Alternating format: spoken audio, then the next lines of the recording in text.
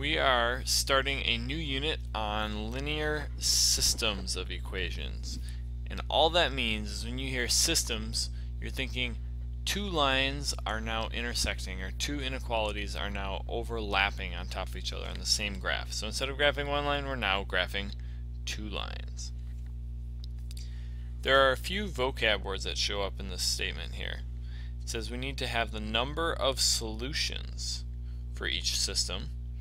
We're also asked to label each one as consistent or inconsistent. So we have to know what these essentially look like. Over on the right, I'm going to draw a couple quick things. I didn't leave a lot of room for this problem, unfortunately, but we're going to put some notes in the margin. If you have two lines, let's say one going like this and one going like this, that intersect, the place where they cross is called a solution. So you would say that something like that is one solution. And anything with a solution is going to be consistent. So one solution, it is consistent. Two lines that cross. Another option is that you have two lines that are exactly on top of each other.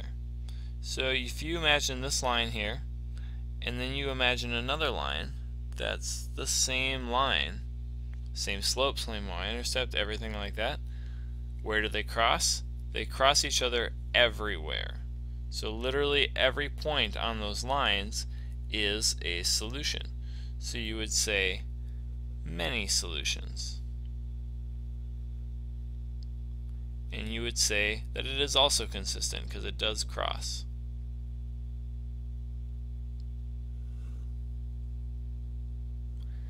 Last possibility is you have two lines that are parallel.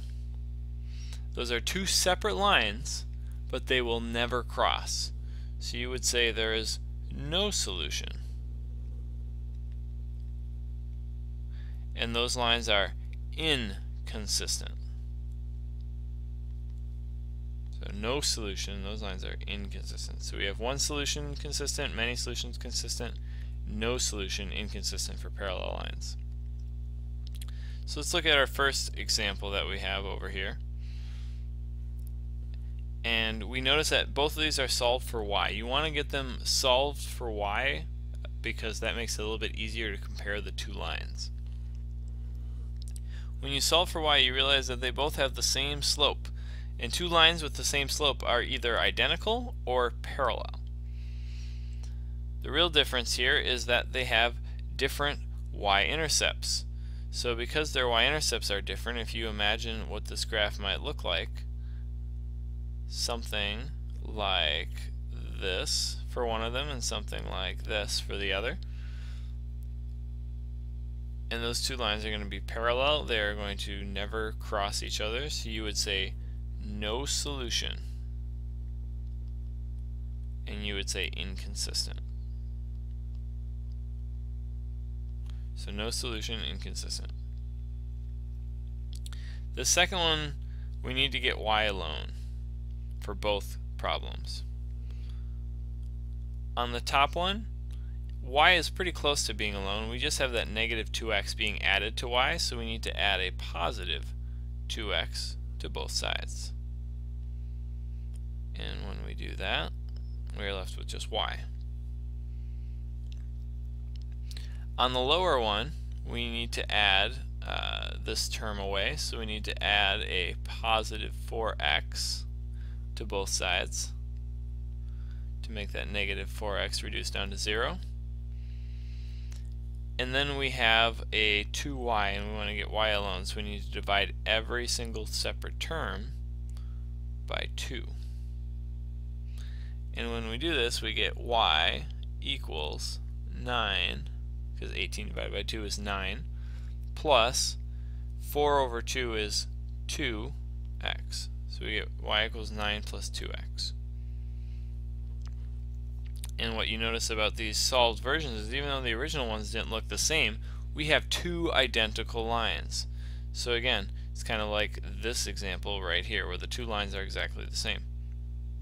And since that happens, there are many solutions. And the lines are still consistent because there are solutions.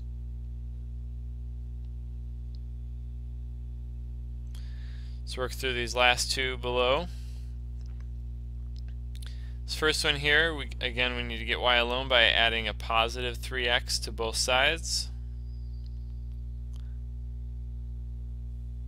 And now y is alone. On the bottom, we need to add a positive 8x to both sides.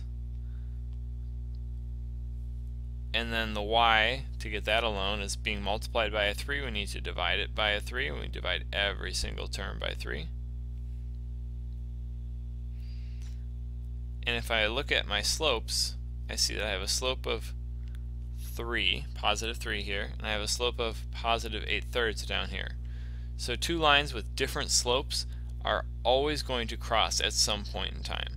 So if this one has a slope of 3 and the other one has a slope of 8/3, eventually they are going to intersect at exactly 1 point. So there is one solution. And those are consistent. On our last one here, we want to get y alone. So we have a negative x, we need to add x to both sides to remove that negative x to get that to 0. So y equals x plus 10. On the bottom, we have a positive x. Be careful here. We have a positive x because it's really x minus y means x plus negative y. The y is the one that's negative here. So we have a positive x, which means we need to add a negative x. We need to add a negative x on both sides of the equation. That makes that go away. To get rid of that negative sign in front of that y, we might want to think of it as a negative 1y. Negative 1y. If we multiply every single term, both sides, by negative 1, so I multiply everything on both sides through by negative 1, what I get is negative 1 times negative 1 is just plain old 1, or just leaving me with y. On the other side, 6 times negative 1 is 6. Negative x times negative 1 is x, or just 1x. Since I have y alone in both cases, I look at the number next to x, and in this case there is no number there, meaning that there's a 1 in both cases. So this line and this line have the exact same slope. If I look over at the y-intercepts now, 6 and 10 are different, meaning this is one of those cases where I have a slope. If I were to graph my lines, I have the one that looks like that, and then another one that looks like that. They will never, in fact, cross. So there is no solution, and that is inconsistent. And that is it.